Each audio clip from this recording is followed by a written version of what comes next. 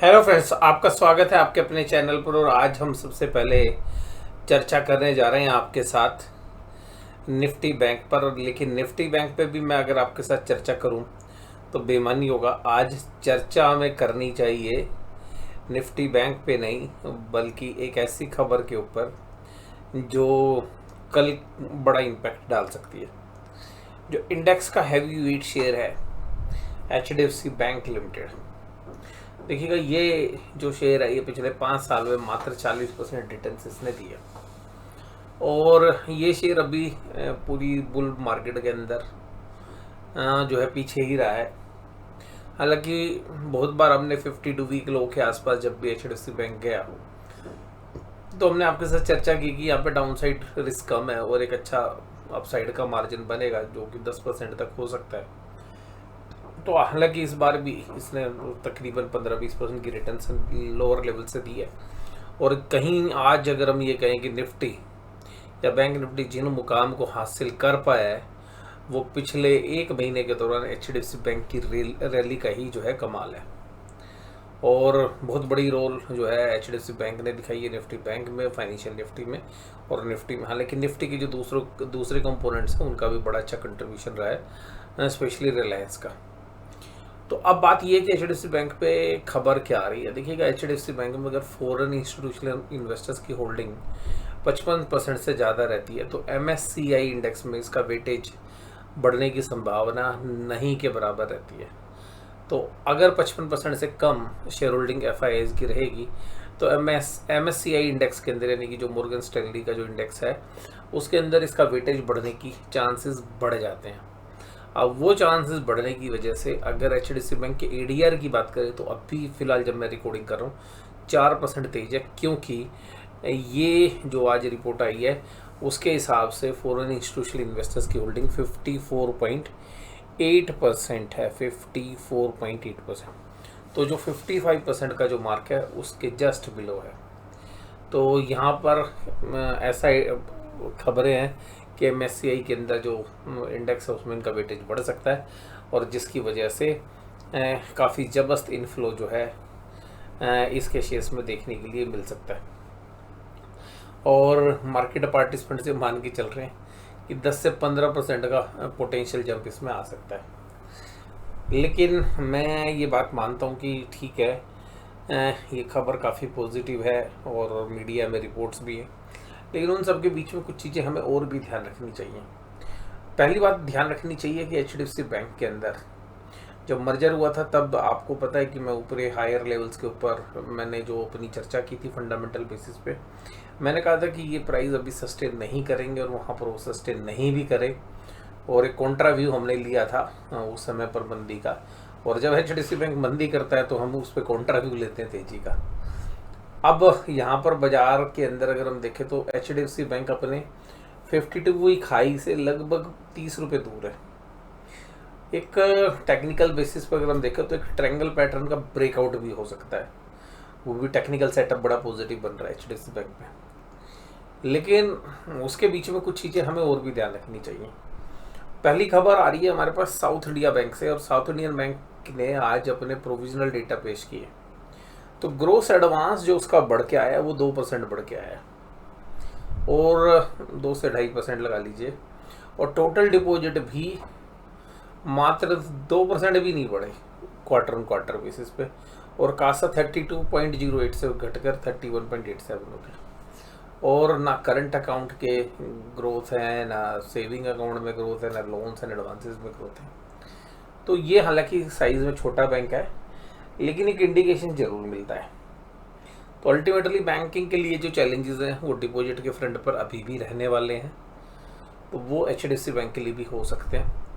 और दूसरी खबर जो यहाँ पर है उसमें हमें एक चीज़ लग रही है कि ये जो पैटर्न है ये ज़्यादातर बैंकिंग स्टॉक्स में आपको देखने के लिए मिलेंगे।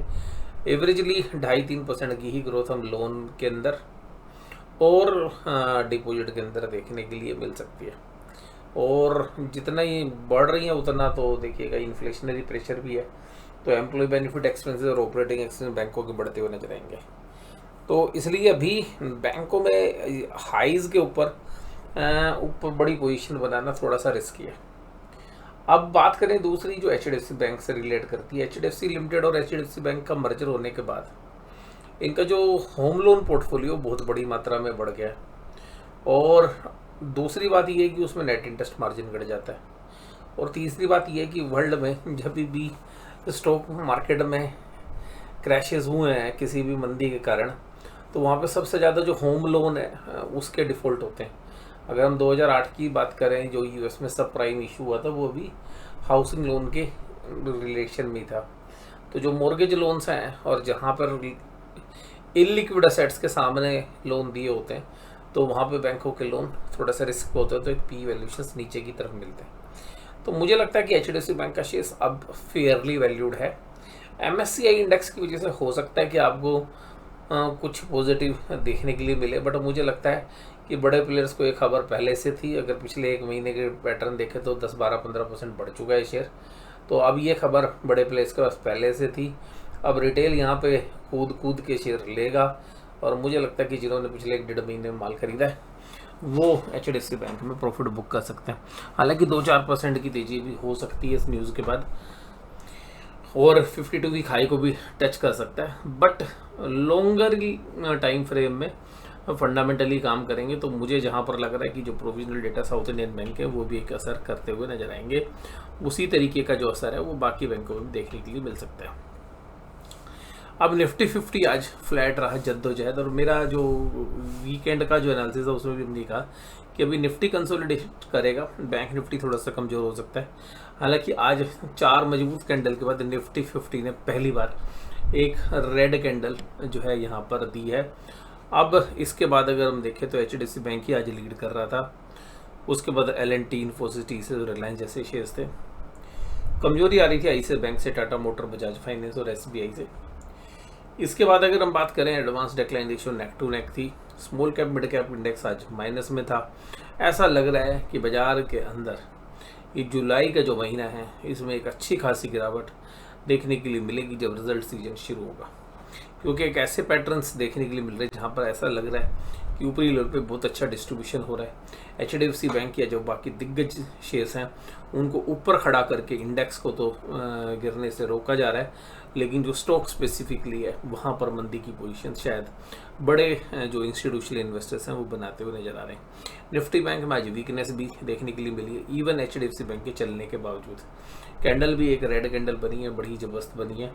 हो सकता है कि ये जो लेवल्स हैं जो 50,000 52,000 के नीचे आते हैं, 51,800, इनके आसपास हो सकता है कि बाजार कल सपोर्ट ले। यहाँ से उम्मीद है कि यहाँ तक बाजार जा सकते हैं। ऊपरी लेवल पर देखें तो HDFC बैंक की खबर का असर हो सकता है, तो 52,800 के आसपास जो आज के हाइस के आसपास है वहाँ पर एक रेजिस्टेंस देखने के लिए मिल सकता है। सॉरी, आज की जो ओपनिंग प्राइस है 52,874, उसके आसपास एक रेजिस्टेंस मिल सकता है। हालांकि आज भी बाजार ने 53,000 के लेवल्स जो है टच करने की पूरी चेष्टा की। अगर हम आज की बात करें तो HDFC बैंक अकेला शेयर था निफ्टी बैंक में जो लीड कर रहा था। उसके अलावा ICICI bank, SBI, Kotak Mahindra bank में देखिएगा हिंडनबर्ग से रिलेटेड एक खबर थी कि कोटक महिंद्रा बैंक का जो क्लाइंट है वो हिंडनबर्ग है या उससे रिलेटेड कुछ फंड्स, तो वहाँ पर कोटक महिंद्रा की जो इंस्टीट्यूशनल आर्म है, सब्सिडरी कंपनी जो है, वहाँ से कुछ खबरें आ रही थी, जिसकी वजह से आज कोटक महिंद्रा बैंक एक समय पर 1740 के आसपास पे ट्रेड कर रहा था। हालांकि फिर बाद में कोटक महिंद्रा बैंक ने उसका खंडन किया और उसके बाद जो है शेयर प्राइस में सुधार देखने के लिए मिला। FIs की डेटा आज काफ़ी दिनों के बाद एक मतलब आप ये कह सकते हैं कि खतरनाक तरीके से आज सेल करते हुए नजर आए। आज FIs ने 2000 करोड़ की कैश में बिकवाली की। वहीं पर DIs की तरफ से आज बाइंग का इंटरेस्ट थोड़ा सा कम था, 648 करोड़। वहीं पर 237 करोड़ की इंडेक्स फ्यूचर्स बेचते हुए नजर आए और 27,700 के इंडेक्स ऑप्शंस बेचते हुए नजर आए, 5,000 करोड़ के स्टॉक फ्यूचर्स बेचते हुए नजर आए और 950 स्टॉक ऑप्शंस। तो अल्टीमेटली हालांकि स्टॉक ऑप्शन का बेचना खरीदना दोनों साइड की सौदे हो सकते हैं। Put call ratio Nifty bank में 1 के नीचे आ चुकी है और निफ्टी बैंक में भी अगर हम देखें तो 0.7 के आसपास जो है बैंक निफ्टी चल रही है। और बैंक निफ्टी ने आज दिन के लोएस्ट लेवल के ऊपर क्लोज दिया है, लेकिन उसके बाद जो HDFC की खबर आई है वो देखते हैं कल किस तरीके से असर करेगी। तो स्लाइडली हमें पॉजिटिव असर लग रहा है HDFC बैंक में, लेकिन जैसे मैंने आपको कहा कि बड़े प्लेयर्स को शायद इसकी भनक पहले से थी, तो जो तेज़ी हुई है वो हो सकता है कि बाय और rumours and sell on news उसके भी चांसेस बन सकते हैं। डाउ जोन्स इंडस्ट्रियल एवरेज मात्र 43 पॉइंट्स की कमजोरी के साथ काम कर रहा है। ब्रेंट क्रूड 87,000 के आसपास जो है, $87 के आसपास जो है मंडरा रहा है, लेकिन ये ऊपरी रेंज है जहाँ पर अब ब्रेंट क्रूड आया है, तो ये भी थोड़ा सा एक चिंता की बात हो सकती है। आज बहुत समय के बाद आपको ऐसा देखने के लिए मिला कि पुट राइटर अनवाइंड कर रहे थे अपनी पोजीशन, तो पुट में एक अनवाइंडिंग हमें देखने के लिए मिली निफ्टी के अंदर। तो इन द मनी जो पुट है वो अनवाइंड होती हुई नजर आई, और इस तरह के 52,300, 400, 500 पर मंदी करने के लिए कॉल राइटर्स थोड़ा सा एग्रेसिव नजर आए। तो कॉल राइटिंग आज है, लेकिन अभी भी जो मेजर पुट राइटिंग है वो 52,000 पे। जब तक 52,000 को प्रोटेक्ट कर रहा है बैंक निफ्टी, तब तक जो है तेजी वाले जो प्लेयर्स हैं वो एग्रेसिव रहेंगे। लेकिन अगर निफ्टी बैंक में देखें तो जो अनवाइंडिंग हुई है वो काफ़ी समय के बाद हुई है, इस तरीके की अनवाइंडिंग, तो जो इंडिकेट कर रही है कि शायद 52,000 कल रीच हो जाए।